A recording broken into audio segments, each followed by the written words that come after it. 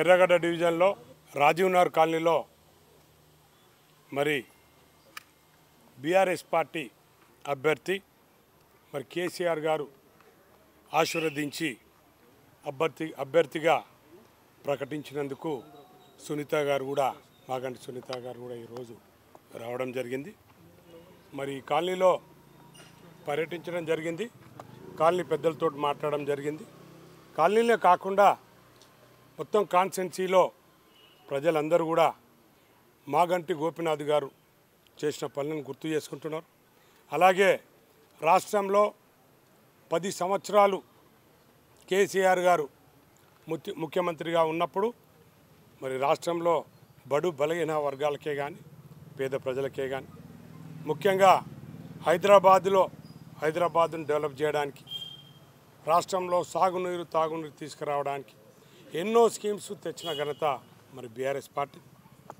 అందులో భాగంగా మరి జూబ్లీ హిల్స్ కాన్స్టిట్యున్సీలో మాగంటి గోపీనాథ్ గారు ప్రజలకు అన్నా అంటే నేనున్నా అని చెప్పి మరి ఎందరికో ఏ పని అడిగినా కూడా రేయింపవళ్ళు పనిచేసి మరి అందరినీ కూడా ఏ పనున్నా కూడా వాళ్ళ ఆశీస్సులు తీసుకొని 3 సార్లు గెలవడం జరిగింది.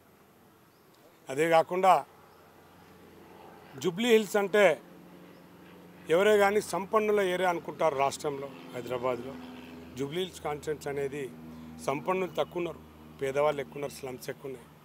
అటువంటి స్లమ్ములలో ఏ ఆపద ఉన్నా కూడా పనిచేసాడు మాగంటి గోపీనాథ్ గారు. కాబట్టి మరి రాబోయే ఎలక్షన్లలో వారి సతీమణిని ప్రజలు ఆశీర్వదిస్తారు. ఎందుకంటే మేము గత నెల రోజుల నుంచి ప్రజలలో తిరుగుతున్నాం. ప్రజలు చెప్పేది ఏంటంటే గోపన్నకు చాలా పనులు చేశారు, తప్పకుండా వారి సతీమణిని మేము ఆశీర్వదిస్తాము, ఆయన చాలా పనులు చేశారు, ఎక్కడే కానీ చిన్న గల్లీలో రోడే కానీ వేసారు, డ్రైన్ వర్కే కానీ వాటర్ ప్రాబ్లమే కానీ కరెంటు ప్రాబ్లం ఏది లేకుండా చూశారు. అలాగే వారికి ఆశీస్సులు కేసీఆర్ గారి కేటీఆర్ గారి ఉండే, హరీష్ రావు గారి ఉండే, ప్రతి ఒక్కరికి తెలుసు. కాబట్టి మరి ఈ కాన్స్టిట్యున్సీ డెవలప్ కావాలి, జూబ్లీ హిల్స్ కాన్స్టిట్యున్సీ డెవలప్ కావాలి అంటే తప్పకుండా మరి మాగంటి సునీత గారిని అత్యధిక మెజార్టీతో గెలిపిస్తారని చెప్పి మేము అనుకుంటున్నాం. ఎందుకంటే ప్రజలు దీవిస్తున్నారు, ఏడవైనా కూడా ఈ ప్రభుత్వాన్ని తిడుతున్నారు. ఈ ప్రభుత్వం వచ్చి 2 సంవత్సరాలు అయింది. మరి 6 గ్యారెంటీలు అన్నారు, 460 కమిట్మెంట్ ఇచ్చారు, ఏ ఒక్కటి చేసింది లేదు. ఏదో అంటే ఒక బస్సు గురించి మాట్లాడతారు, ఉచితంగా మహిళలకు బస్సులు ఇచ్చినామంటారు. మరి మీకు తెలిసి మధ్యన బస్సు ఫ్రీగా ఇచ్చినా అంటున్నారు. 100 బస్సులు నడిచే ఏరియాలో 50 బస్సులు నడుస్తున్నాయి. ఆ 50 బస్సులు కూడా మరి మహిళలు ప్రయాణం చేసే పరిస్థితి లేదు. మరి మహిళలకు ఉచితంగా అన్నారు, మరి పురుషులకు ఈ రోజున మీ అందరికీ తెలుసు వాళ్ళ బస్ ఛార్జీలు పెంచి మహిళల ఛార్జీలు పురుషుల మీద తీసుకుంటున్నారు. కాబట్టి ప్రజలందరూ కూడా చూస్తున్నారు. ఎన్నో కమిట్మెంట్ ఇచ్చారు, పేదవాళ్ళ గురించి ఎన్నో కమిట్మెంట్. ప్రతి మహిళకు 2000 రూపాయలు 2500 రూపాయలు ఇస్తున్నారు. మరి ఏమైనాయి 2500?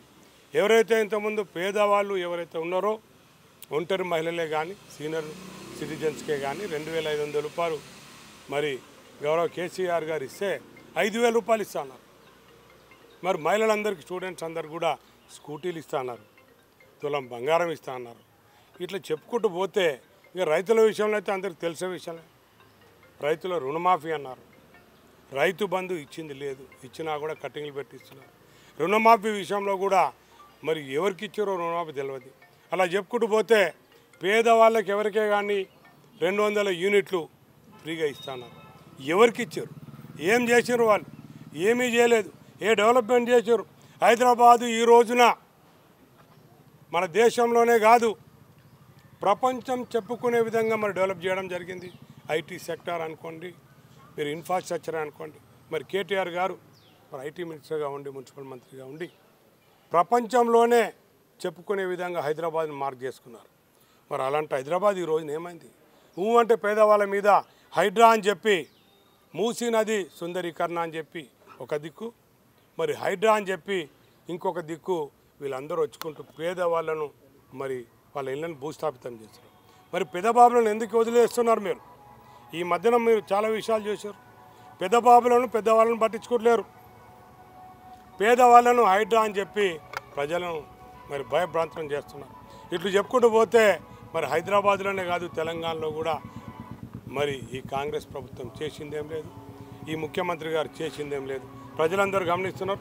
తప్పకుండా మరి జూబ్లీహిల్స్ కాన్స్టిట్యూన్సీలో సునీత గారిని ఆశీర్వదించి అత్యధిక మెజారిటీతో గెలిపిస్తారని చెప్పి మేము అనుకుంటున్నాం.